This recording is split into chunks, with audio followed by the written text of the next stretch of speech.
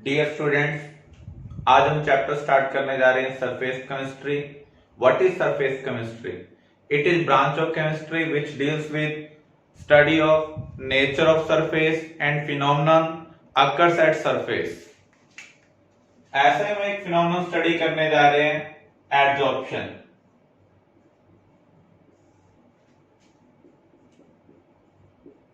The phenomenon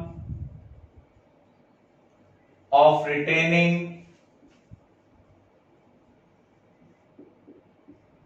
particles of other substance on its surface। किसी भी substance के particle अगर किसी सब्सटेंस के सरफेस पर आ जाए तो उसे हम क्या कहेंगे? एडजॉर्प्शन।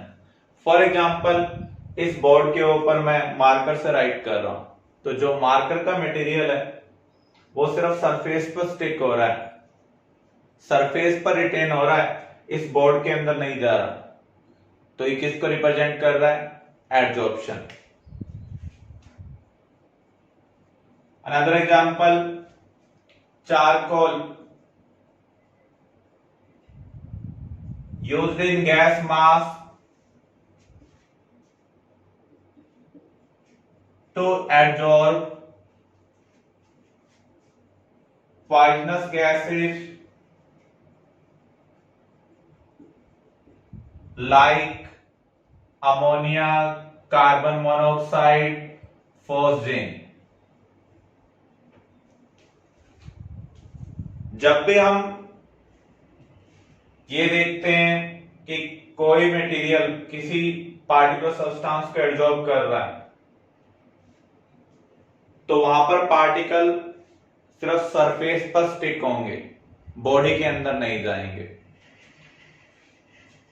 यहां पर हम दो टाइप की टर्मिनोलॉजी लेते हैं, एडजॉर्बेट एंड एडजॉर्बेंट। दोनों में डिफरेंस क्या है? जो पार्टिकल सरफेस पर स्टिक होंगे उन्हें हम कहेंगे एडजॉर्बेट। जैसे यहां पर ये गैसेज हैं जो चारकोल के सरफेस के ऊपर स्टिक हो रही हैं, तो ये सभी क्या हैं? एडजॉर्बेट हैं।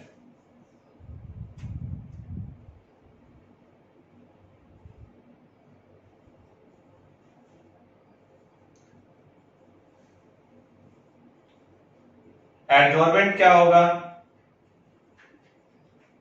किसी भी सब्सटेंस के सरफेस पर जहां पर स्टिक होता है कुछ, उसे हम क्या कहेंगे? एडजॉर्बेंट। तो यहां पर जो चारकोल है वो क्या है? एडजॉर्बेंट है। तो यहां पर पार्टिकल सिर्फ सरफेस पर रिटेन हो रहे हैं, जो चीज रिटेन होगी दैट इज एडजॉर्बेट, जिसके सरफेस पर स्टिक होगा उसे हम क्या कहेंगे? एडजॉर्बेंट। दूसरा, अगर आप सॉल्यूट और सॉल्वेंट से रिलेट करें, जो कम अमाउंट में वो एडजॉर्बेट है, जो ज्यादा अमाउंट में वो क्या है? एडजॉर्बेंट है।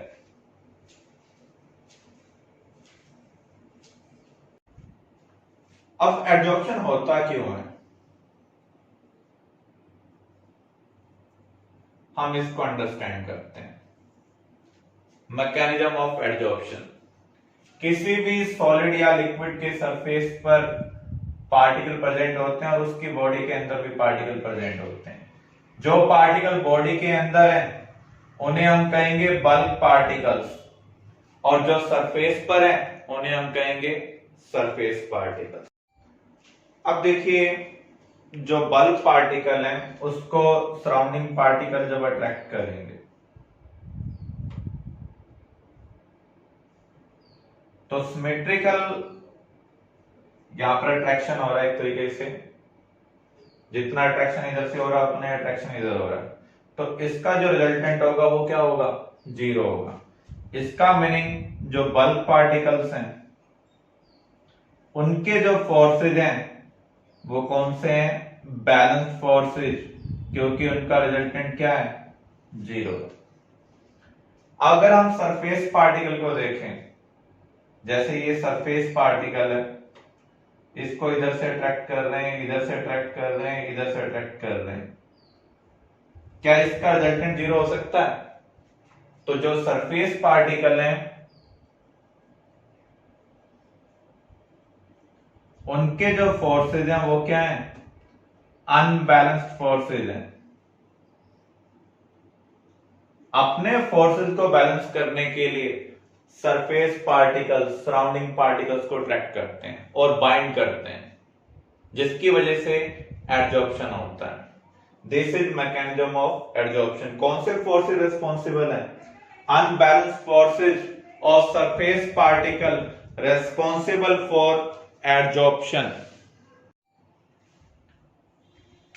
Applications of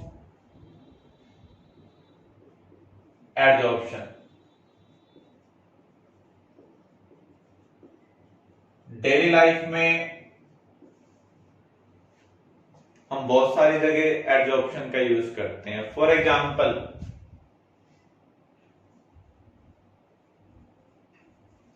चारकोलिन gas mask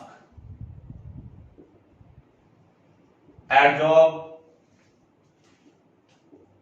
poisonous gases.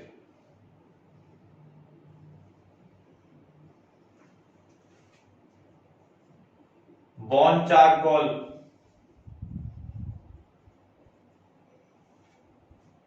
जो बॉन होते हैं उनका हम डिस्ट्रक्टिव डिस्टिलेशन करते हैं। इसका मीनिंग क्या है? एयर के एब्सेंस में हम उनको हीट करेंगे तो जो ब्लैकिश पार्ट बनेगा उसे हम कहेंगे bone charcoal. It used to remove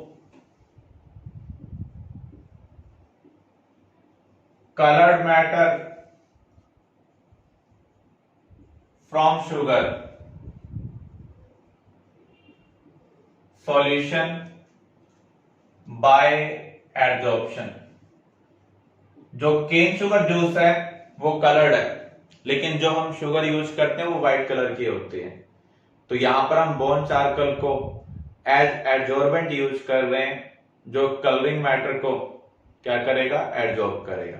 तो यहां पर भी हम एडजॉर्प्शन का यूज कर रहे हैं।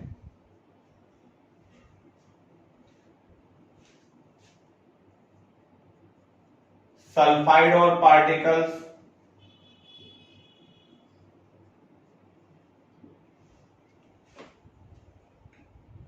Adsorb oil in froth flotation process.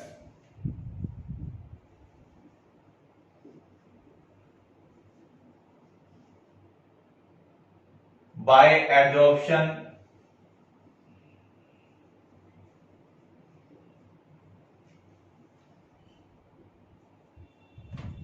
specific material gets separated from impurities।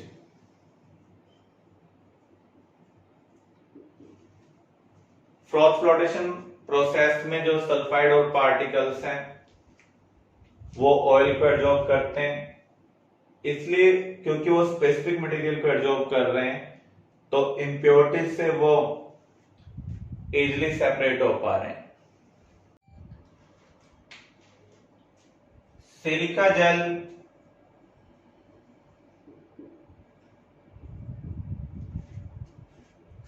Used as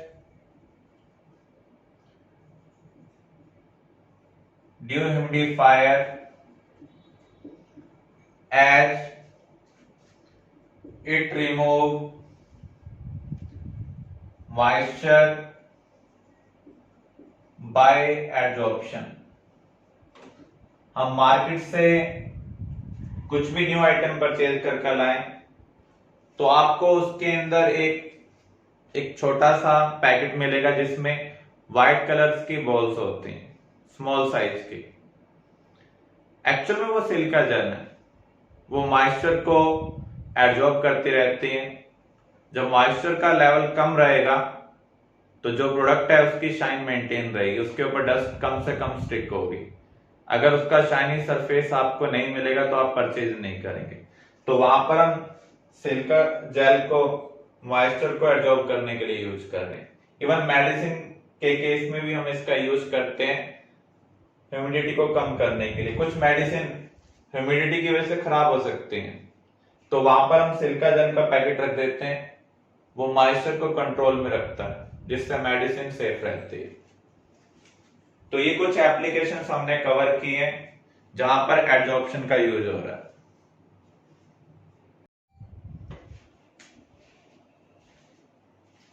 desorption, D का मीनिंग होता है रिमूवल। तो इसका मीनिंग क्या है? जिन पार्टिकल्स को हमने एब्जॉर्ब किया है उसका अगर रिमूवल हो जाए तो उस फिनोमेनन को हम क्या कहेंगे? Desorption. The process of removal of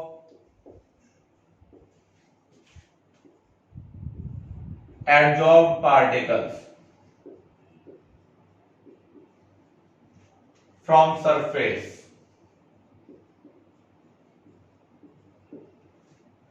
अगर हम टेम्परेचर इंक्रीज करते हैं तो अट्रैक्टिव फोर्स वीक हो जाते हैं। अगर अट्रैक्टिव फोर्स वीक होंगे तो एडजॉर्प्शन भी कम होगा। तो हम ये कह सकते हैं एक्सटेंट ऑफ एडजॉर्प्शन क्या होगा? डिक्रीज होगा। तो जो डिसॉर्प्शन है वो टेम्परेचर इंक्रीज करने पर बढ़ता जाता है, इसका मीनिंग एडजॉर्प्शन क्या होगा? कम होता जाएगा। एक टर्मिनोलॉजी हम और भी यूज करते हैं, अब्जॉर्प्शन। दोनों में डिफरेंस क्या है? देखो वहां पर हमने जो लिखा था एडी लिखा था, यहां पर हम क्या लिख रहे हैं? AB. The phenomenon of retaining particles of other substance in bulk। Bulk का मीनिंग क्या है? बॉडी। फॉर एग्जाम्पल जो स्पंज है, जब आप उसे वाटर में डिप करेंगे वाटर बॉडी के अंदर आ जाता है। इनसाइड बॉडी को हम क्या बोलते हैं? Bulk. The phenomenon of retaining particles of other substance in bulk is called absorption. For example anhydrous calcium chloride remove moisture by absorption. इसका मीनिंग इस केस में जो मॉइस्चर है वो इसकी बॉडी के इनसाइड जा रहा है, while silica gel remove moisture by adsorption.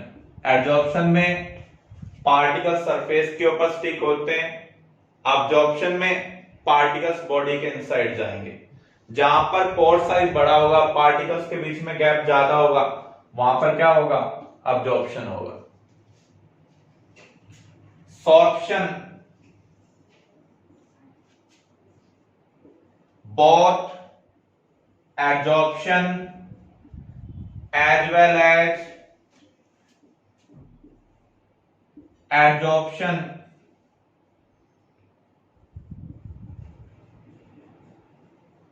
Take place. अगर किसी प्रोसेस में एडजॉर्प्शन भी हो अब्जॉर्प्शन भी हो तो उसे हम क्या कहेंगे? सॉर्प्शन कहेंगे। फॉर एग्जाम्पल अगर हम किसी फाइबर को कलर करें तो कलर सरफेस पर भी स्टिक होता है और फाइबर के इनसाइड भी जाता है, तो वहां पर प्रोसेस क्या हो रहा है? सॉर्प्शन हो रहा है। क्लियर?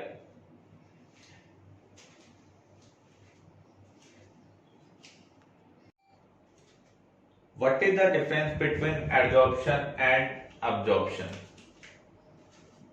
अभी हमने कवर किया एडजॉर्प्शन में पार्टिकल सिर्फ सरफेस पर स्टिक होते हैं, जबकि यहाँ पर जो पार्टिकल्स हैं वो बॉडी के इनसाइड जाते हैं। तो इसका मीनिंग ये कौन सा फिनोमेनन है? सरफेस। यहाँ बॉडी के इनसाइड जा रहे हैं, बॉडी को हम क्या बोलते हैं? बल्क।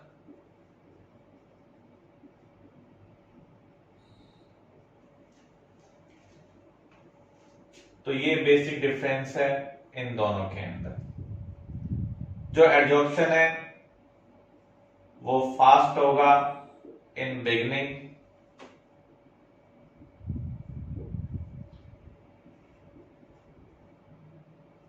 Slow with time. इसका रीजन क्या है? जब कुछ पार्टिकल सरफेस पर स्टिक हो जाएंगे तो रिमेनिंग जो अनऑक्युपाइड स्पेस है वो कम हो जाएगा। और आपको पता है जो एक्सटेंट ऑफ एडजॉर्प्शन है वो number of active site means unbalance forces के ऊपर डिपेंड करता है। विद टाइम वो कम हो रहे हैं, इसलिए एडजॉर्प्शन विद टाइम क्या हो रहा है? कम हो रहा है। Absorption proceed at uniform speed.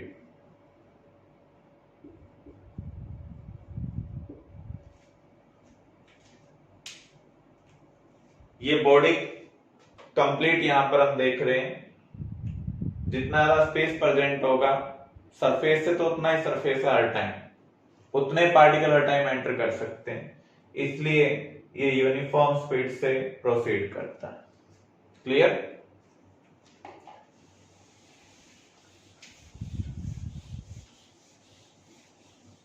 Type of adsorption,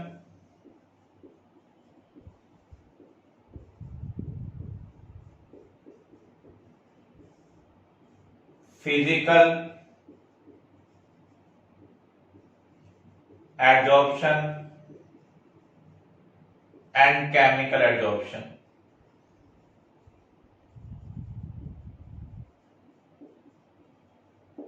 physical adsorption का दूसरा नाम है फिजिसॉर्प्शन। ऐसे ही केमिकल एडजॉर्प्शन का दूसरा नाम क्या है? केमिसॉर्प्शन। इन दोनों में डिफरेंस क्या है? अट्रैक्टिव फोर्स का जो नेचर है उसमें डिफरेंस है।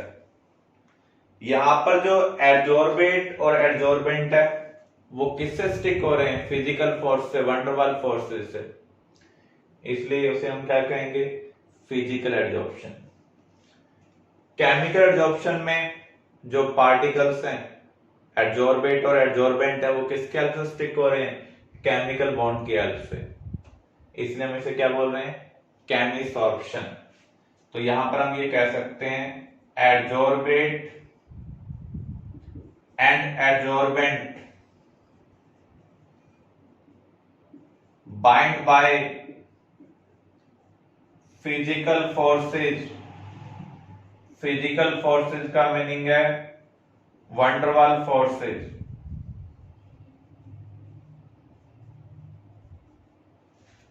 यहां पर किससे बाइंड हो रहे हैं? Bind by chemical bond.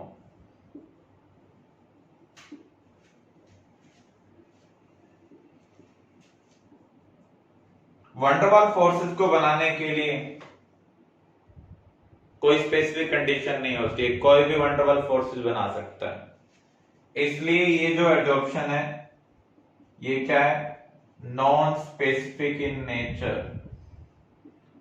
Surface पर कोई भी चीज स्टिक हो सकती है बाय फिजिकल एडजॉर्प्शन।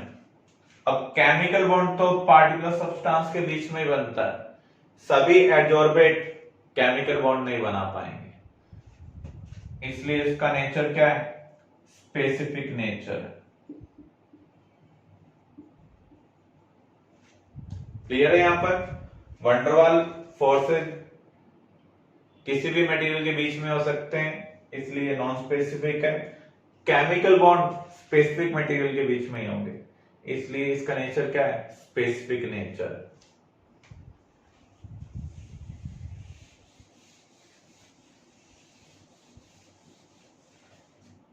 जब पार्टिकल बाइंड होते हैं अट्रैक्शन अराइज होता है और अट्रैक्शन में एनर्जी रिलीज होती है।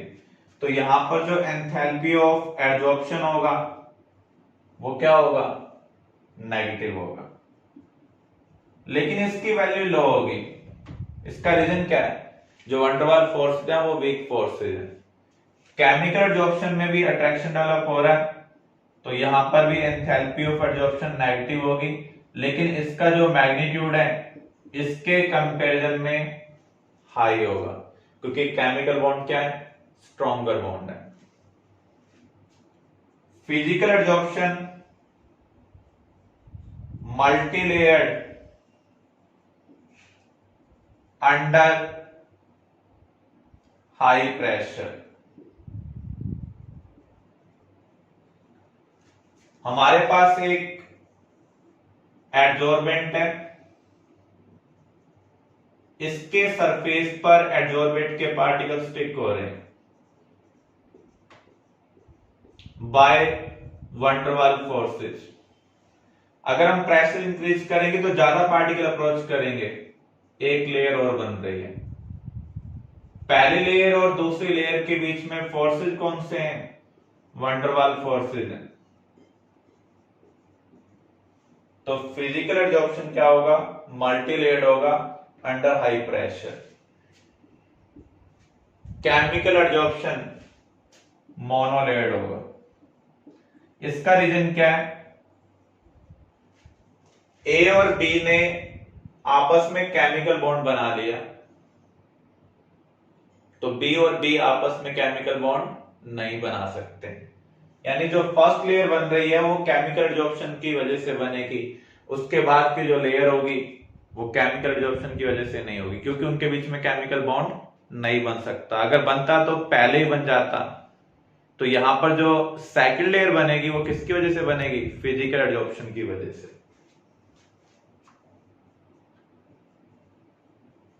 Physical absorption reversible in nature है। इसका मीनिंग क्या है, जो चीज हमने स्टिक की वही आपको वापस मिली, इसलिए ये रिवर्सिबल है। केमिकल एब्जॉर्प्शन इरिवर्सिबल है। इसका मीनिंग क्या है, अगर आपने चारकोल के सरफेस पर ऑक्सीजन को एब्जॉर्ब करवाया with the help of chemical absorption, अब ऑक्सीजन ऑक्सीजन नहीं रहा, वो कार्बन मोनोऑक्साइड या कार्बन डाइऑक्साइड में कन्वर्ट हो गया। जब आप डिसऑप्शन करेंगे तो उस केस में आपको वापस ऑक्सीजन नहीं मिल रही है, उसकी कुछ कंपाउंड फॉर्म मिल रही है। यानी यहां पर जो चीज आपने स्टिक की है वही चीज आपको वापस नहीं मिल रही है, इसलिए इसका नेचर क्या है, इरिवर्सिबल इन नेचर। यहां पर जो हमने स्टिक किया था वही चीज हमें मिल रही है। टेम्परेचर इंक्रीज करने पर extent of absorption, x by m यहां पर हम लिख रहे हैं एक्सटेंट ऑफ एब्जॉर्प्शन डिक्रीज हो रहा है फॉर फिजिकल एब्जॉर्प्शन। इसका रीजन क्या है, टेम्परेचर इंक्रीज करने पर काइनेटिक एनर्जी इंक्रीज होगी, अट्रैक्टिव फोर्स क्या होंगे, वीक होंगे, इसलिए एक्सटेंट ऑफ एब्जॉर्प्शन क्या हो रहा है, डिक्रीज हो रहा है।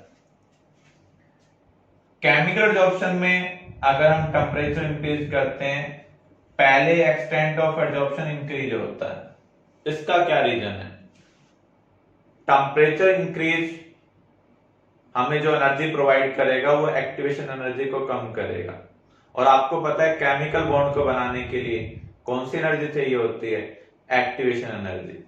इसलिए एक्सटेंट ऑफ एब्जॉर्प्शन इंक्रीज हो रहा है फॉर सम टाइम। जब सारी के सारी साइड कंप्लीटली ऑक्युपाइड हो जाएंगी, अगर आप फर्दर टेम्परेचर इंक्रीज करेंगे तो उस केस में टेम्परेचर हमें जो एनर्जी प्रोवाइड करेगा वो केमिकल बॉन्ड को ब्रेक करेगा। इसका मीनिंग केमिकल एब्जॉर्प्शन में टेम्परेचर इंक्रीज करने पर पहले तो एक्सटेंट ऑफ एब्जॉर्प्शन इंक्रीज होता है, उसके बाद एक्सटेंट ऑफ एब्जॉर्प्शन क्या होगा, डिक्रीज होगा। क्लियर। तो ये कुछ डिफरेंस है फिजिकल एडजॉर्प्शन और केमिकल एडजॉर्प्शन के बीच में।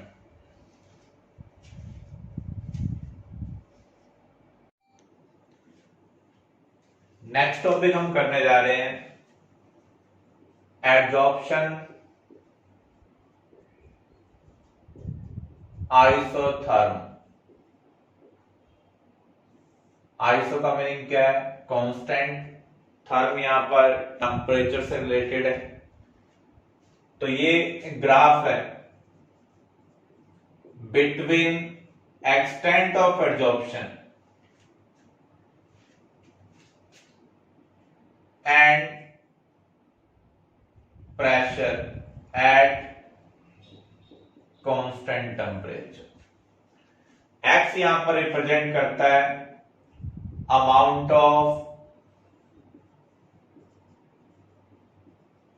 एडजॉर्बेंट को, एम यहां पर रिप्रेजेंट कर रहा है अमाउंट ऑफ एडजॉर्बेंट को। पहला केस हम कवर करने जा रहे हैं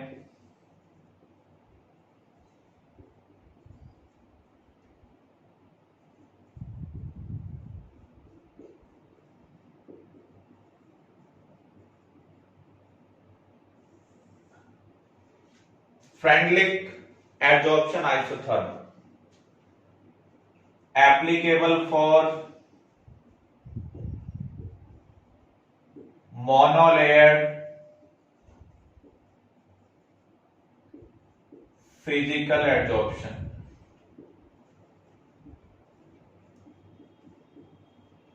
ये किसके लिए एप्लीकेबल है?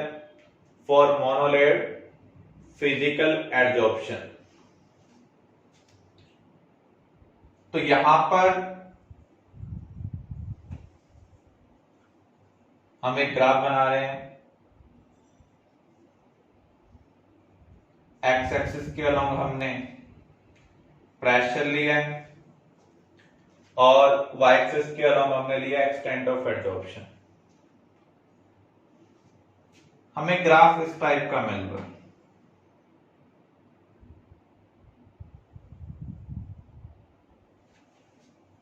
ये किस चीज को रिप्रेजेंट कर रहा है? एट लो प्रेशर हम क्या ऑब्जर्व कर रहे हैं? जो एक्सटेंट ऑफ एडजॉर्प्शन है वो प्रेशर के डायरेक्टली प्रोपोर्शनल है। तो यहां पर आपको स्ट्रेट लाइन ग्राफ मिल रहा है। इसका रीजन क्या है? फॉर एग्जाम्पल मेरे क्लास में 50 स्टूडेंट के लिए सीटिंग का अरेंजमेंट है। अगर मेरे पास 5 स्टूडेंट आते हैं तो सबको सीट मिलेगी। 10 स्टूडेंट्स आ रहे हैं तो अभी भी सबको सीट मिल रही है। तो इसका मीनिंग जो रेट ऑफ एडमिशन है वो नंबर ऑफ स्टूडेंट्स के डायरेक्टली प्रोपोर्शनल है। अब मान लीजिए 40 स्टूडेंट मेरी क्लासरूम में आ गए, अब 20 और आ रहे हैं। क्या मैं 20 को अकोमोडेट कर सकता हूं? नहीं कर सकता हूं। तो मुझे उसमें से 10 को सिलेक्ट करना होगा। वो किसी ना किसी रिलेशनशिप के बेस पर मैं सिलेक्ट करूंगा। तो हम ये क्या कह सकते हैं? एट इंटरमीडिएट प्रेशर जो एक्सटेंट ऑफ एडजॉर्प्शन होगा वो P की पावर 1/n के डायरेक्टली प्रोपोर्शनल होगा। अब यहां पर n क्या है? n एक कांस्टेंट है जो nature of adsorbent and nature of adsorbent के ऊपर डिपेंड करेगा। एक तरीके से ये एक रिलेशनशिप है। जब ज्यादा पार्टिकल्स आ जाएं तो जिसके साथ जान पहचान होगी उसको हम पहले सीट देंगे। एट हाई प्रेशर का मीनिंग क्या है? पार्टिकल्स या स्टूडेंट्स इतने ज्यादा आ रहे हैं, मेरे पास जगह नहीं है। मैं जगह तभी दे पाऊंगा जब कोई स्टूडेंट्स मेरी क्लास छोड़कर जाए, उसकी जगह मैं किसी और को एंट्री दे सकता हूं।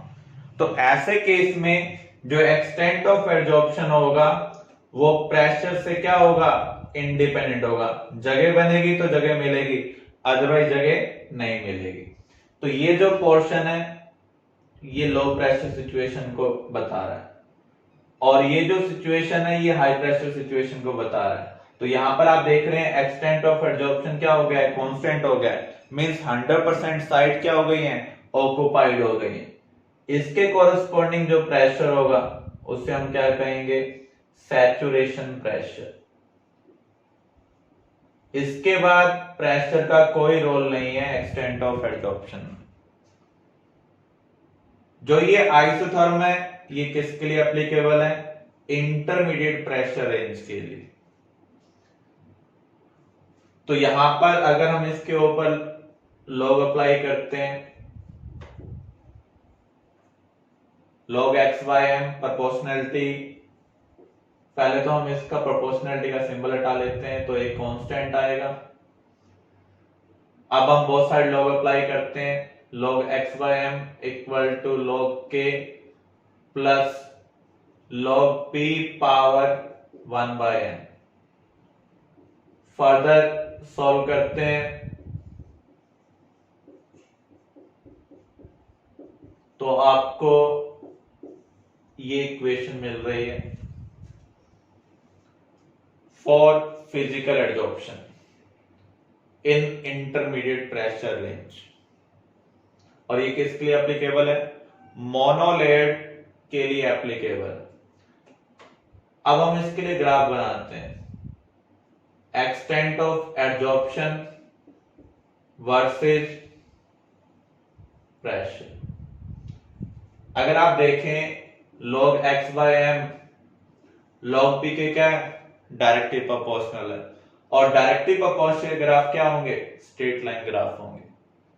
तो यहां पर इसका हम कंपैरिजन करेंगे y equal to mx plus c के साथ, y के अलॉन्ग ये आ रहा है, x के अलॉन्ग ये आ रहा है, तो ये क्या हो गया, स्लोप, और ये क्या हुआ, इंटरसेप्ट।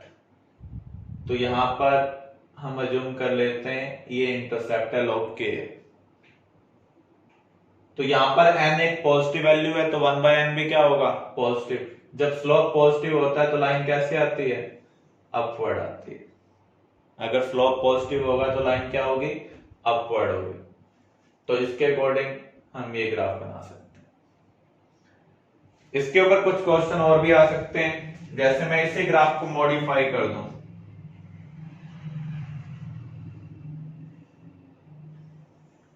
यहां आपको टेम्परेचर T1, T2 और T3 दे दिया, तो इसके लिए टेम्परेचर का ऑर्डर क्या होगा, order of T1, T2 and T3। आप देख रहे हैं ऊपर की ओर एक्सटेंट ऑफ एब्जॉर्प्शन क्या हो रहा है, इंक्रीज हो रहा है। फिजिकल एब्जॉर्प्शन में जो एक्सटेंट ऑफ एब्जॉर्प्शन है वो टेम्परेचर के क्या होगा, इनवर्सली प्रोपोर्शनल होगा, क्योंकि टेम्परेचर इंक्रीज करने पर अट्रैक्टिव फोर्स वीक हो जाते हैं। इसका मीनिंग एक्सटेंट ऑफ एब्जॉर्प्शन क्या हो जाएगा, कम हो जाएगा। तो यहां पर T1 के कोरस्पॉन्डिंग एक्सटेंट ऑफ एब्जॉर्प्शन सबसे ज्यादा है, तो इसका मीनिंग ये टेम्परेचर सबसे कम होगा। तो T1 T2 से कम है, T2 T3 से कम है। तो हमें ध्यान रखना है फिजिकल एब्जॉर्प्शन में टेम्परेचर इंक्रीज करने पर एक्सटेंट ऑफ एब्जॉर्प्शन क्या होता है, डिक्रीज होता है। तो ग्राफ में मैं देख रहा हूं T1 के कोरस्पॉन्डिंग एक्सटेंट ऑफ एब्जॉर्प्शन सबसे ज्यादा है, तो इसका मीनिंग ये जो टेम्परेचर है ये सबसे कम होना चाहिए। क्लियर।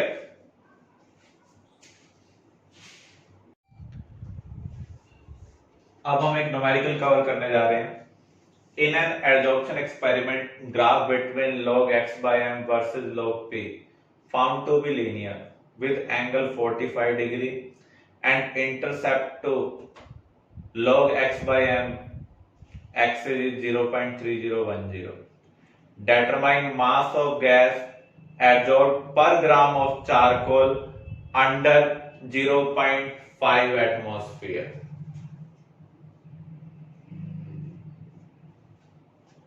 तो यहां पर अगर हम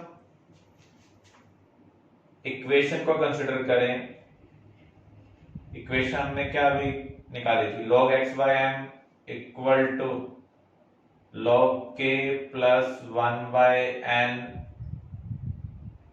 log p। तो यहां पर इसने ये कहा है कि जो आपको ग्राफ मिल रहा है वो लीनियर मिल रहा है। इसका मीनिंग हमें इसको किस साथ कंपेयर करना होगा, y equal to M X plus C के साथ। ये हम y एक्सिस के अलोंग ले रहे हैं, ये आप ले रहे हैं x एक्सिस के अलोंग, तो स्लोप आपको क्या मिल रहा है 1/n। इंटरसेप्ट क्या है log k। तो यहां पर इंटरसेप्ट आपको दिया हुआ है, कितना दिया हुआ है 0.3010 और 0.3010 किसकी वैल्यू होती है log 2 की। तो log से log कैंसिल करेंगे तो आपको k की वैल्यू यहां से मिल गई है 2। स्लोप क्या होता है tan थीटा, और यहां पर ये किसके इक्वल है 1/n के इक्वल। एंगल आपको दिया हुआ है 45 और आपको पता है tan 45 डिग्री क्या होता है 1। इसका मीनिंग n की वैल्यू यहां पर क्या होगी 1 होगी। अब हम रिलेशनशिप यूज करते हैं x/m equal to k into p पावर 1/n। तो हमें यहां पर कैलकुलेट क्या करना है mass of gas absorb, means आपको x कैलकुलेट करना है। चारकोल का कितना मास दिया हुआ है 1 ग्राम, तो हम वैल्यू पुट करते हैं। चारकोल का मास 1 ग्राम, k की वैल्यू आपने कैलकुलेट की है 2, प्रेशर कितना है 0.5, पावर 1/n, n की वैल्यू क्या है 1। तो सॉल्व कर रहे हैं तो x की वैल्यू आपको क्या मिल रही है 1 ग्राम। इसका मीनिंग इस कंडीशन में 1 ग्राम गैस एब्जॉर्ब हो रही है पर ग्राम ऑफ चारकोल पर। क्लियर। नेक्स्ट आइसोथर्म हम करने जा रहे हैं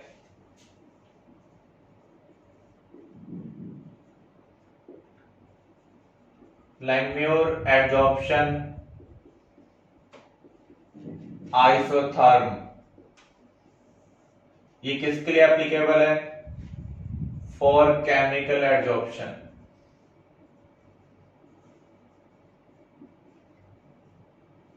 मैथमेटिकल रिलेशनशिप इसके लिए x/m equal to AP upon 1 plus BP। A और B यहां पर कांस्टेंट है जो डिपेंड कर रहे हैं nature of adsorbent and temperature.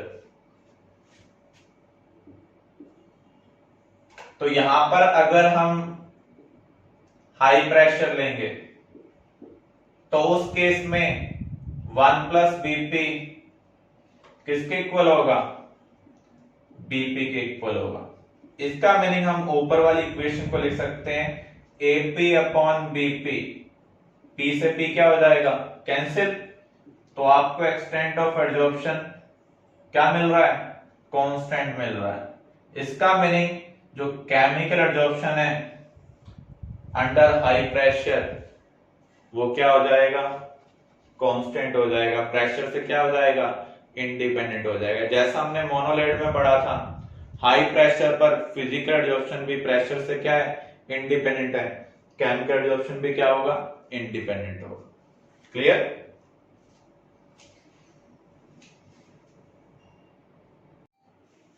अब हम कवर करने जा रहे हैं एडजॉर्प्शन आइसोबार।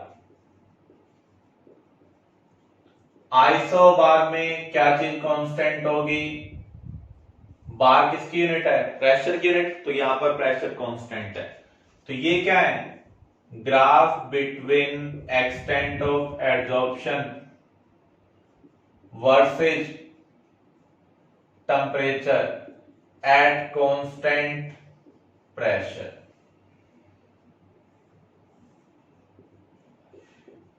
फिजिकल एडजॉर्प्शन के लिए जो एक्सटेंट ऑफ एडजॉर्प्शन है वो इनवर्सली प्रोपोर्शनल है। इसका मीनिंग जो आपको ग्राफ मिलेगा वो क्या मिलेगा हाइपरबोलिक मिलेगा। जैसे पीवी ग्राफ के बारे में आपने पढ़ा हुआ है, प्रेशर और वॉल्यूम में क्या रिलेशनशिप होती है इनवर्स रिलेशनशिप होती है। टेम्परेचर इंक्रीज करने पर काइनेटिक एनर्जी इंक्रीज होगी।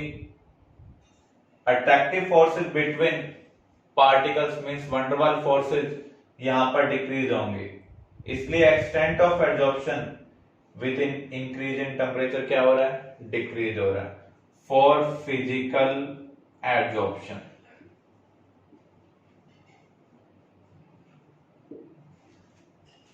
फॉर केमिकल एब्जॉर्प्शन हम क्या ऑब्जर्व करते हैं, पहले टेम्परेचर इंक्रीज करते हैं तो एक्सटेंट ऑफ एब्जॉर्प्शन इंक्रीज होता है, उसके बाद टेम्परेचर इंक्रीज करने पर एक्सटेंट ऑफ एब्जॉर्प्शन क्या हो रहा है, डिक्रीज हो रहा है। इसका क्या रीजन है, पहले जब हम टेम्परेचर इंक्रीज करेंगे जो एनर्जी हमें मिलेगी वो एक्चुअल में एक्टिवेशन एनर्जी को कम कर रही है for formation of chemical bond, इसलिए एक्सटेंट ऑफ एब्जॉर्प्शन बिगिनिंग में इंक्रीज हो रहा है। जब सारी साइड्स फिल हो जाएंगी तो उसके बाद अगर हम टेम्परेचर इंक्रीज करेंगे तब आपको इंक्रीज इन टेम्परेचर जो एनर्जी प्रोवाइड कर रहा है वो केमिकल बॉन्ड को क्या करेगा, ब्रेक करेगा। तो इसलिए extent of absorption chemical absorption में पहले इंक्रीज होता है, उसके बाद डिक्रीज होगा with increase in temperature. Clear.